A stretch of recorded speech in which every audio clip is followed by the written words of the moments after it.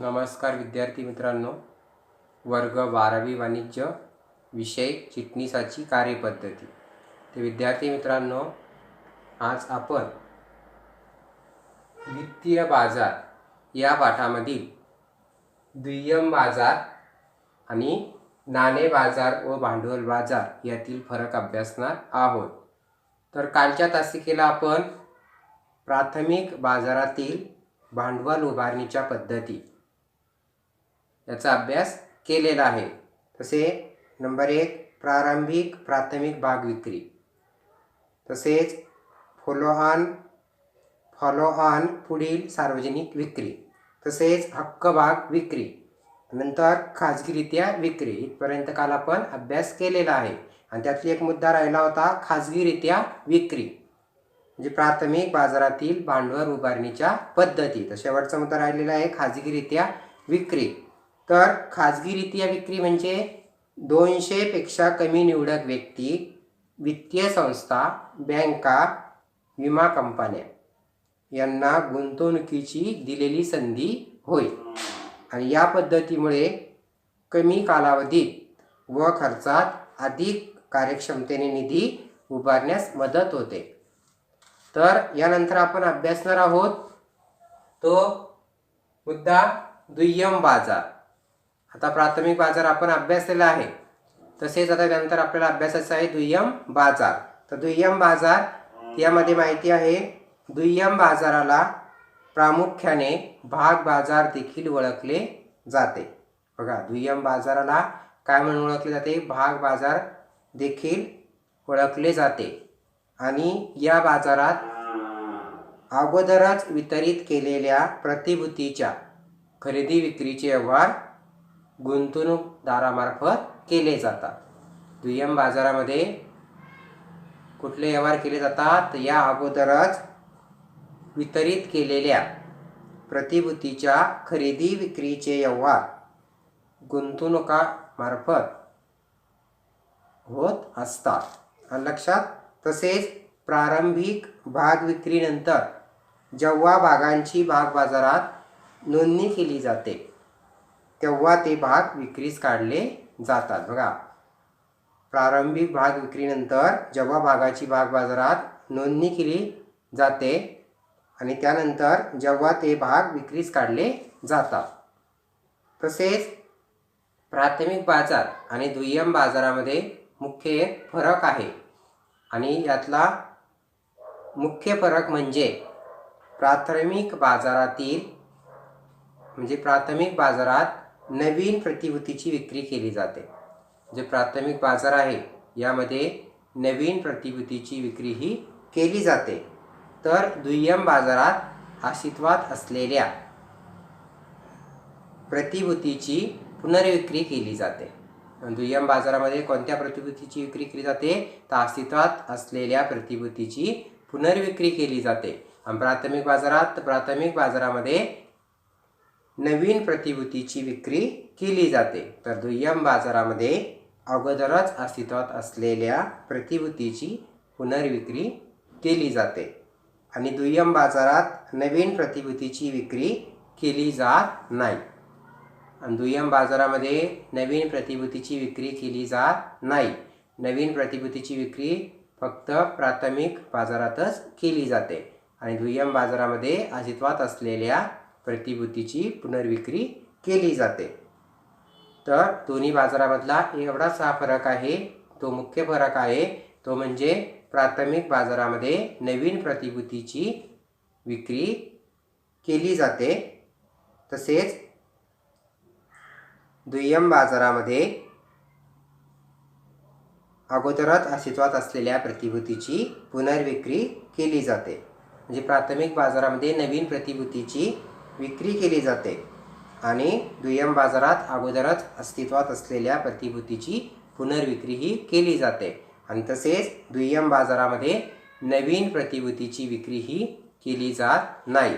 नवीन प्रतिभूतीची विक्री ही फक्त प्राथमिक बाजारातच केली जाते, लक्षामध्ये। तर यानंतर अधिक माहितीसाठी वित्तीय बाजाराचे इतर प्रकार। तर वित्तीय बाजाराचे इतर प्रकार कोणकोणते आहेत? तर त्यामध्ये प्रामुख्याने 3 प्रकार आहेत. पहिला आहे वस्तू बाजार, नंबर 2 आहे वितरण बाजार म्हणजेच डेरिव्हेटिव्हज, आणि नंबर 3 आहे परकीय चलन बाजार. हे कशाचे प्रकार आहेत? वित्तीय बाजाराचे इतर प्रकार आहेत. तर नंबर 1 त्यामध्ये आपल्याला अभ्यास अधिक माहितीसाठी मी तुम्हाला सांगतो. तर नंबर 1 आहे वस्तू बाजार. तर वस्तू बाजार म्हणजे काय बघा, असा बाजार ज्यामध्ये वस्तू उत्पादक, व्यापारी, निर्यातदार आणि ग्राहक यांच्यात विकल्या जातात. बघा, वस्तू बाजार म्हणजे काय? तर असा बाजार ज्यामध्ये वस्तू उत्पादक असतील, व्यापारी असतील, निर्यातदार असतील आणि ग्राहक असतील यांच्यात विकल्या जातात. त्याला कोणता बाजार म्हणतात? वस्तू बाजार म्हणतात. म्हणजे वस्तू बाजारामध्ये वस्तू ह्या उत्पादक असेल, निर्यातदार असेल, तसेच व्यापारी असेल आणि ग्राहक असेल यांच्यात विकल्या जातात. आता दुसरा प्रकार आहे तो म्हणजे वितरण बाजार. तर या बाजारपेठेत डेरिव्हेटिव्हचा व्यापार होतो. या बाजारामध्ये डेरिव्हेटिव्हचा काय होतो? व्यापार होतो. आणि डेरिव्हेटिव्हज हे भविष्यातील करार असतील, पुढील करार असेल, पर्याय असेल, तसेच अदलाबदल असेल आणि इत्यादीमध्ये वर्गीकृत केले जाऊ शकतात. कशामध्ये वर्गीकृत केले जाऊ शकतात? तर भविष्यातील करार, तसेच पुढील करार, तसेच पर्याय, तसेच अदलाबदल इत्यादीमध्ये वर्गीकृत केले जाऊ शकतात. कोणता बाजार आहे तो? वितरण बाजार. आणि नंबर 3 बाजार आहे, आणि तो कोणता बाजार आहे? तो म्हणजे परकीय चलन बाजार. परकीय चलन, विदेशी चलन, तर फॉरेन एक्सचेंज मार्केट. तर या बाजारात परकीय चलनाचा व्यापार होतो. या बाजारामध्ये कोणत्या चलनाचा वापर होतो? तर परकीय चलनाचा वापर या बाजारामध्ये होतो. परकीय चलनाचा व्यापार या बाजारात होतो. वापरणे, व्यापार. तर या बाजारात परकीय चलनाचा व्यापार होतो आणि परकीय चलने देशी चलनाने विकत घेतली जातात. जी परकीय चलने असतात ना, तर ती देशी चलनाने काय केली जातात? विकत घेतली जातात आणि परदेशी चलने देशांतर्गत चलनासाठी विकली जातात. बघा, परदेशी चलने हे आहेत, हे देशांतर्गत चलनासाठी विकली जातात. लक्षामध्ये. तर हे आहे वित्तीय बाजाराचे इतर प्रकार. तुम्हाला 3 प्रकार मी समजून सांगितले. तो म्हणजे वस्तू बाजार, नंबर 2 वितरण बाजार आणि नंबर 3 परकीय चलन बाजार. तर यानंतर आपल्याला अभ्यासायचा आहे आणि तो मुद्दा आहे तो म्हणजे नाणे बाजार व भांडवल बाजार यामधील फरक.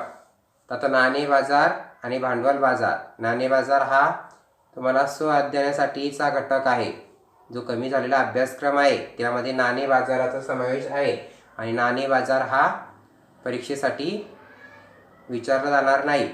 तर नाणे बाजार हा फक्त अध्ययनासाठी आहे.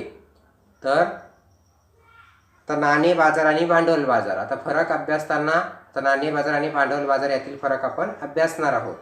तर मुद्दे आहे, फरकाचे मुद्दे, नाणे बाजार आणि भांडवल बाजार. तर फरक कसा लिहायचा तुम्हाला माहिती आहे. मुद्द्यानुसार आपण फरक लिहित असतो आणि मुद्द्यानुसार तो आपण समजून घेणार आहोत, मुद्द्यानुसार अभ्यासणार आहोत. तर पहिला मुद्दा आहे अर्थ. तर नाणे बाजाराचा काय अर्थ आहे? तर वित्तीय बाजाराचा असा घटक ज्यामध्ये अल्पमुदतीच्या कर्जाची देवघेव केली जाते. बघा, नाणे बाजाराचा अर्थ काय आहे? तर वित्तीय बाजाराचा असा घटक आणि ज्यामध्ये अल्पमुदतीच्या कर्जाची देवघेव केली जाते. देवाणघेवाण या कसल्या कर्जाची होते? कशा प्रकारच्या कर्जाची केली जाते? तर अल्पमुदतीच्या कर्जाची देवाणघेवाण केली जाते. तर वित्तीय बाजाराचा असा घटक ज्यामध्ये अल्पमुदतीच्या कर्जाची देवघेव केली जाते. आता भांडवल बाजारामध्ये अर्थ आहे तो वित्तीय बाजाराचा असा घटक ज्यामध्ये दीर्घ मुदतीच्या निधीच्या देवघेवीचे व्यवहार केला जातो.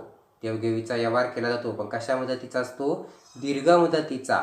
देवघेवीचा व्यवहार हा कुठल्या बाजारात केला जातो? भांडवल बाजारात केला जातो. म्हणजे भांडवल बाजाराचा अर्थ काय आहे मग? तर वित्तीय बाजाराचा असा घटक ज्यामध्ये दीर्घ मुदतीच्या निधीच्या देवघेवीचा व्यवहार केला जातो. म्हणजे तुमच्या लक्षात आलं असेल, नाणे बाजारामध्ये अल्प मुदतीच्या निधीचे देवाणघेवाण होते आणि भांडवल बाजारामध्ये दीर्घ मुदतीच्या निधीची काय होते? देवाणघेवाण होते. लक्षामध्ये. आता नंबर 2 मुद्दा आहे आणि तो म्हणजे कालावधी. आता नाणे बाजाराचा कालावधी बघा. या बाजारातून अल्प मुदतीच्या निधीची उभारणी केली जाते. या बाजारातून कोणत्या निधीची उभारणी केली जाते? अल्प मुदतीच्या निधीची उभारणी केली जाते आणि हा कालावधी 1 वर्ष किंवा त्यापेक्षा कमी असतो. नाणे बाजारामध्ये अल्प मुदतीचा निधी हा उभारणी केला जातो आणि याचा कालावधी किती असतो? तर याचा कालावधी असतो 1 वर्ष किंवा त्यापेक्षा कमी. लक्षामध्ये. म्हणजे अल्प मुदत. आता भांडवल बाजारामध्ये कालावधी. तर भांडवल बाजारामध्ये दीर्घ मुदतीच्या निधीचे काय केले जातात? व्यवहार केले जातात. म्हणजे या बाजारातून दीर्घ मुदतीच्या निधीची उभारणी केली जाते. म्हणजे दीर्घ मुदत म्हणजे जास्त काळासाठी निधीची उभारणी ही केली जाते आणि हा कालावधी 1 वर्षाहून जास्त असतो. दीर्घ मुदत म्हणजे काय? 1 वर्षापासून जास्त कालावधी. 1 वर्षापेक्षा जास्त कालावधी त्याला म्हणतात दीर्घ मुदत. म्हणजेच नाणे बाजाराचा अल्प कालावधीसाठी निधी देवघेव केला जातो आणि भांडवल बाजारामध्ये निधी हा दीर्घ कालावधीसाठी देवघेव केला जातो. आणि अल्प मुदत म्हणजे काय नाणे बाजारात?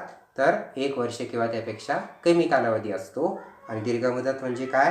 तर कालावधी 1 वर्षाहून जास्त असतो. आता नंबर 3 मुद्दा आहे आणि तो म्हणजे साधने. तर नाणे बाजाराची साधने कोणकोणती साधने आहेत? तर ठेव प्रमाणपत्र, तसेच पुनर्खरेदी करार, व्यापारी पतपत्र, राजकोष पत्रे आणि इत्यादी नाणे बाजारातील वित्तीय साधने आहेत. नाणे बाजारातील कोणकोणती साधने आहेत? तर ठेव प्रमाणपत्र, पुनर्खरेदी करार, व्यापारी पतपत्र, राजकोष पत्रे आणि इत्यादी हे नाणे बाजाराची काय आहेत? साधने आहेत. आणि आता भांडवल बाजाराची कोणती साधने आहेत? तर भाग हे काय आहेत? नाणे बाजाराची साधने आहेत. जसे समहक्क भाग असेल, अग्रहक्क भाग असेल, हे भाग हे काय आहेत? भांडवल बाजाराची साधने आहेत. भाग साठा सुद्धा काय आहेत? भांडवल बाजाराच्या साधनामध्ये याचा समावेश होतो. तसेच कर्ज रोखे सुद्धा भांडवल बाजाराची काय आहेत? साधने आहेत. तसेच बंधपत्रे व इतर प्रतिभूती, इतर जे काय प्रतिभूती असतील, ही भांडवल बाजारातील वित्तीय साधने आहेत. तर भांडवल बाजारातील कोणकोणती साधने आहेत? तर भाग साठा, कर्ज रोखे आणि बंधपत्रे तसेच इतर प्रतिभूती ही भांडवल बाजारातील वित्तीय साधने आहेत. तर नंबर 4 मुद्दा आहे कर्जाचा उद्देश. तर नाणे बाजारामध्ये कर्जाचा उद्देश काय आहे बघा? तर अल्प मुदतीच्या गुंतवणुकीसाठी किंवा खेळत्या भांडवलाची गरज पूर्ण करण्यासाठी, अल्पकालीन निधीची गरज पूर्ण करण्यासाठी निधी घेतला जातो. बघा, अल्प मुदतीच्या गुंतवणुकीसाठी, अल्प मुदतीची जर गुंतवणूक करायची असेल त्यासाठी निधी घेतला जातो. तसेच खेळत्या भांडवलाची गरज पूर्ण करण्यासाठी निधी हा घेतला जातो आणि अल्पकालीन निधीची गरज पूर्ण करण्यासाठी निधी हा घेतला जातो. तर अल्प काळासाठी निधी हा घेतला जातो. आता भांडवल बाजारामध्ये काय कर्जाचा उद्देश बघा? तर व्यवसाय वाढीसाठी, व्यवसाय जर वाढायचा असेल आणि व्यवसाय वाढीसाठी कशाची आवश्यकता असते? तर मालमत्ता आवश्यक असते. तर बघा, व्यवसाय वाढीसाठी स्थिर स्तरावर करण्यासाठी, मालमत्ता खरेदी करण्यासाठी दीर्घकालीन निधीची आवश्यकता असते. आणि मालमत्तेशिवाय व्यवसाय वाढ होऊ शकते का? नाही. व्यवसाय वाढीसाठी मालमत्ता ही खूप गरजेची असते आणि याच्यासाठी दीर्घकालीन निधीची काय असते, आवश्यकता असते. आणि हा कर्जाचा उद्देशच तो आहे. कुठल्या बाजारात, भांडवल बाजारामध्ये. तर व्यवसाय वाढीसाठी, स्थिर स्थावर करण्यासाठी, मालमत्ता खरेदी करण्यासाठी दीर्घकालीन निधीची आवश्यकता असते. तर नंतरचा मुद्दा आहे नंबर 5 मुद्दा आहे तो सहभागी संस्था. तर नाणे बाजारामध्ये कोणकोणत्या संस्था सहभागी होतात? तर नाणे बाजारात मध्यवर्ती बँक ही नाणे बाजारात काय होते, सहभागी होते. तसेच व्यावसायिक बँकासुद्धा ह्या नाणे बाजारामध्ये काय होतात, सहभागी होतात. तसेच बिगर बँक वित्तीय संस्था, ज्या बिगर बँक वित्तीय संस्था आहेत अशा संस्थासुद्धा नाणे बाजारामध्ये सहभागी संस्था आहेत. तसेच विपत्र दलालसुद्धा हे काय आहेत, नाणे बाजारामध्ये सहभागी संस्था आहेत. म्हणजेच नाणे बाजारामध्ये सहभागी संस्था मध्यवर्ती बँक, व्यावसायिक बँका, बिगर बँक वित्तीय संस्था आणि विपत्र दलाल इत्यादी हे काय आहेत, सहभागी संस्था आहेत. कुठल्या बाजारात, नाणे बाजारात. आता भांडवल बाजारामध्ये, तर भांडवल बाजारामध्ये सहभागी संस्था, तर भाग बाजार हे भांडवल बाजारामध्ये काय आहेत, सहभागी संस्था आहेत. तसेच व्यावसायिक बँका ह्या पण काय आहेत, भांडवल बाजारात सहभागी संस्था आहेत. तसेच बिगर बँक वित्तीय संस्था यासुद्धा भांडवल बाजारामध्ये सहभागी संस्था आहेत. आणि वित्तीय मध्यस्थ आहेत हे सुद्धा भांडवल बाजारामध्ये काय आहेत, सहभागी संस्था आहेत. म्हणजेच इत्यादी मी तुम्हाला सांगितले कोणकोणते, तर भाग बाजार, व्यावसायिक बँका, बिगर बँक वित्तीय संस्था आणि वित्तीय मध्यस्थ इत्यादी हे काय आहेत, भांडवल बाजारामध्ये सहभागी संस्था आहेत. नंतरचा मुद्दा आहे आणि तो म्हणजे जोखीम.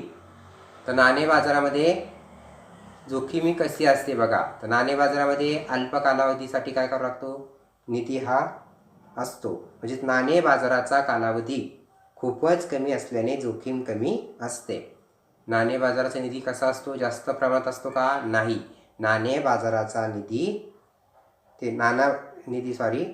नाणे बाजाराचा कालावधी, तर नाणे बाजाराचा कालावधी खूपच कमी असल्याने जोखीम कशी असते, मग कमी असते. कालावधी कमी तर जोखीम कमी, लक्षात.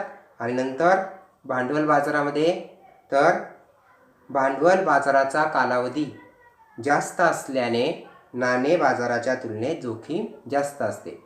भांडवल बाजाराचा कालावधी कसा असतो, जास्त असतो. आणि जेवढा जास्त कालावधी तेवढी जोखीम जास्त. म्हणजेच भांडवल बाजारामध्ये कालावधी जास्त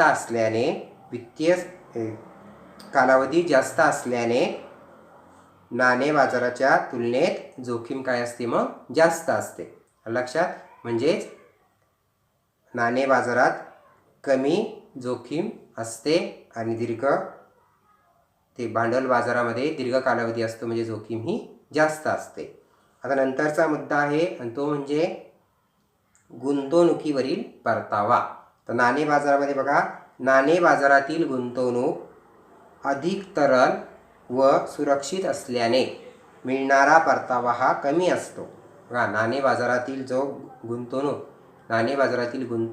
अधिक तरल व सुरक्षित असल्याने मिळणारा परतावा हा कसा असतो, कमी असतो. आणि भांडवल बाजारात बघा, आता भांडवल बाजारातील गुंतवणूक अधिक जोखमीची असल्याने मिळणारा परतावा जास्त असतो. बघा, भांडवल बाजारातील गुंतवणूक जी आहे ती अधिक जोखमीची असल्याने मिळणारा परतावा कसा असतो, मग जास्त असतो. आता नंतरचा मुद्दा आहे आणि तो म्हणजे अर्थव्यवस्थेतील भूमिका.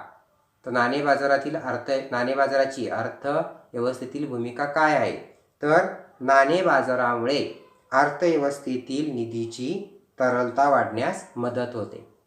नाणे बाजारामुळे कशाची मदत होते, तर नाणे बाजारामुळे अर्थव्यवस्थेतील निधीची तरलता वाढण्यास मदत होते.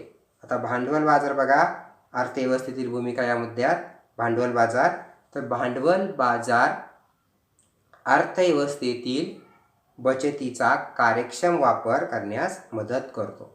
भांडवल बाजार जो आहे तो अर्थव्यवस्थेतील बचतीचा कार्यक्षम वापर करण्यास मदत करतो. लक्षामध्ये. तर त्यानंतर आपण अभ्यासणार आहोत विद्यार्थी मित्रांनो, आणि तो फरक आहे तो म्हणजे प्राथमिक बाजार व दुय्यम बाजार. तर फरकाचे मुद्दे आहेत. पहिला फरकाचा मुद्दा आहे अर्थ. आता प्राथमिक बाजाराचा अर्थ काय आहे आणि त्यानंतर दुय्यम बाजाराचा अर्थ काय आहे. तर प्राथमिक बाजाराचा अर्थ आहे कंपनीच्या नवीन प्रतिभूतीची विक्री प्राथमिक बाजारात केली जाते. बघा, कंपनीच्या ज्या नवीन प्रतिभूती असतात आणि त्याची विक्री ही कुठल्या बाजारात केली जाते? प्राथमिक बाजारात केली जाते. म्हणजेच कंपनीच्या नवीन प्रतिभूतीची विक्री ही प्राथमिक बाजारात केली जाते. आणि दुय्यम बाजारात, तर दुय्यम बाजारामध्ये अस्तित्वात असलेल्या प्रतिभूतीच्या पुनर्विक्रीचा व्यवहार दुय्यम बाजारात केला जातो. ज्या अस्तित्वात असलेल्या प्रतिभूती असतात आणि त्यांच्या पुनर्विक्रीचा व्यवहार हा कुठल्या बाजारात केला जातो? तर दुय्यम बाजारात केला जातो. तर नंबर 2 मुद्दा आहे गुंतवणुकीची पद्धत. तर गुंतवणुकीची पद्धत बघा, प्राथमिक बाजारात प्रतिभूतीची थेट कंपनीकडून खरेदी केल्याने ही थेट गुंतवणुकीची पद्धत म्हणून ओळखली जाते. बघा, प्रतिभूतीची थेट कंपनीकडून खरेदी केल्याने ही थेट गुंतवणुकीची पद्धत म्हणून ओळखली जाते. थेट म्हणजेच कंपनीकडूनच, प्रतिभूतीची थेट कंपनीकडूनच काय केले ते खरेदी केली जाते आणि खरेदी केल्याने ही थेट गुंतवणुकीची पद्धत म्हणून ओळखली जाते. आता दुय्यम बाजारात बघा गुंतवणुकीची पद्धत, तर प्रतिभूतीच्या खरेदी विक्रीचे व्यवहार गुंतवणूकदारामध्ये आपापसात होत असल्याने ही अप्रत्यक्ष गुंतवणुकीची पद्धत म्हणून ओळखली जाते. तर खरेदी विक्रीचे व्यवहार हे गुंतवणूकदारामध्ये कसे होतात? आपापसात होत असल्याने ही अप्रत्यक्ष गुंतवणुकीची काय आहे? पद्धत म्हणून ओळखली जाते. नंतर फरकाचा मुद्दा आहे आणि तो म्हणजे कृतिशील घटक. तर प्राथमिक बाजारामध्ये कृतिशील घटक आहेत कंपनी आणि गुंतवणूकदार. हे या बाजारात व्यवहार करणारे कृतिशील घटक असतात. कुठल्या बाजारात? तर प्राथमिक बाजारात. कृतिशील घटक कोणकोणते आहेत प्राथमिक बाजारात? तर कंपनी आणि गुंतवणूकदार हे काय आहेत? तर हे या बाजारात व्यवहार करणारे कृतिशील घटक असतात. आता नंतर भांडवल बाजारामध्ये कोणते कृतिशील घटक असतात? तर फक्त गुंतवणूकदार हेच या बाजारातील कृतिशील घटक असतात. तर प्राथमिक बाजारामध्ये कृतिशील घटक दोघांचा समावेश होतो. कोण? कंपनी आणि गुंतवणूकदार. आणि दुय्यम बाजारामध्ये प्राथमिक ते कृतिशील घटक म्हणून कोणाचा समावेश होतो? तर फक्त गुंतवणूकदार. लक्षात. तर प्राथमिक बाजारामध्ये कंपनी आणि गुंतवणूकदार हे कृतिशील घटक असतात आणि दुय्यम बाजारामध्ये फक्त गुंतवणूकदार हे कृतिशील घटक असतात. तर यानंतरचा मुद्दा आपण अभ्यासणार आहोत आणि तो म्हणजे नंबर 4 मुद्दा आहे फरकाचा, तो म्हणजे मध्यस्थ. तर प्राथमिक बाजारामध्ये मध्यस्थ कोण असते? तर या प्राथमिक बाजारात भाग विमेकरी मध्यस्थ म्हणून असतात. प्राथमिक बाजारामध्ये मध्यस्थ म्हणून कोण असतं? तर या बाजारात भाग विमेकरी मध्यस्थ म्हणून असतात. आणि दुय्यम बाजारामध्ये, तर दुय्यम बाजारात प्रतिभूतीचे दलाल मध्यस्थ म्हणून काम पाहतात. दुय्यम बाजारामध्ये प्रतिभूतीचे जे दलाल असतात आणि हे दलाल या बाजारात प्रतिभूतीचे दलाल मध्यस्थ म्हणून काम पाहतात. म्हणजेच दुय्यम बाजारामध्ये प्रतिभूतीचे दलाल मध्यस्थ म्हणून काम पाहतात आणि प्राथमिक बाजारामध्ये भाग विमेकरी मध्यस्थ म्हणून काम पाहतात. नंतर फरकाचा मुद्दा आहे आणि तो म्हणजे प्रतिभूतीचे मूल्य. तर प्राथमिक बाजारात कंपनीने ठरविल्याप्रमाणे प्रतिभूतीचे मूल्य निश्चित होते. प्राथमिक बाजारामध्ये जे कंपनीने ठरवलेले मूल्य असते आणि या कंपनीने ठरविल्याप्रमाणे प्रतिभूतीचे मूल्य निश्चित होते. आणि दुय्यम बाजारात मागणी व पुरवठा यानुसार प्रतिभूतीच्या किमतीत चढ उतार होत असतात. दुय्यम बाजारामध्ये मागणी व पुरवठा यानुसार काय होते? तर प्रतिभूतीच्या किमतीत चढ उतार हे होत असतात. लक्षामध्ये.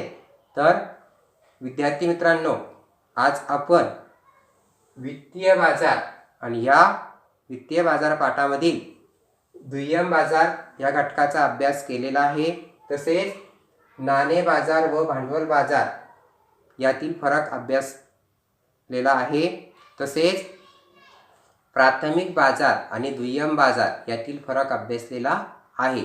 तर विद्यार्थी मित्रांनो, धन्यवाद.